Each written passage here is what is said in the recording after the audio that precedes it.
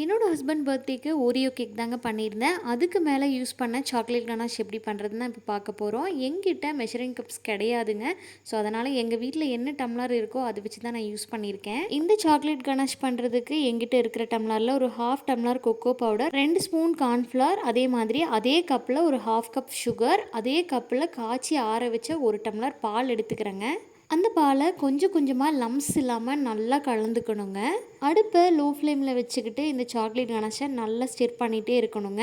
கண்டிப்பாக அடுப்பை லோ ஃப்ளேமில் தாங்க வச்சுருக்கணும். ஒன்ஸ் திக்காகி வந்தோடனே 2 கியூப் பட்டர் அன்சால்டட் பட்டராக எடுத்து யூஸ் பண்ணிக்கிங்க. பட்டர் போட்ட உடனே அடுப்பை ஆஃப் பண்ணி நல்லா கலந்து விட்டுடணுங்க. அவ்வளோதாங்க, நமக்கு சில்கி ஸ்மூத் டெக்ஸ்சரில் நமக்கு சாக்லேட் கனாஷ் கிடச்சிருச்சு. இந்த கனாஷ் நல்லா கூல் பண்ணிவிட்டு கேக்குக்கு யூஸ் பண்ணிக்கலாம். நான் ஓரியோ கேக் தாங்க பண்ணியிருக்கேன். இந்த கேக்கோட ரெசிபி முன்னாடியே நான் அப்லோட் பண்ணியிருக்கேன், கண்டிப்பாக போய் செக் பண்ணிக்கோங்க. கேக்கை 2ஆக ஸ்ப்ளிட் பண்ணிவிட்டு அந்த கேக்குக்கு நடுவுலையும் நான் சாக்லேட் கனாஷ் தாங்க யூஸ் பண்ண போகிறேன். அதே மாதிரி மேலே டெக்கரேஷனுக்கும் நான் அதுதான் யூஸ் பண்ண போகிறேன். இந்த கேக்குக்கு Dairy Milk and shorts use பண்ணி நான் டெக்கரேட் பண்ணிக்கிட்டேங்க. இது நாள் வரைக்கும் நான் கேக்கே பண்ணதில்லைங்க. ஆனால் உண்மையை சொல்லணும்னா இந்த கேக் அவ்வளோ டேஸ்ட்டாக இருந்தது. என்னோடய வீடியோஸ் உங்களுக்கு பிடிச்சிருந்தா கண்டிப்பாக லைக், கமெண்ட், சப்ஸ்கிரைப் பண்ணிவிடுங்க. அதே மாதிரி இந்த கேக் எப்படி இருக்குன்னு எனக்கு கமெண்ட் பண்ணிவிடுங்க. நன்றி.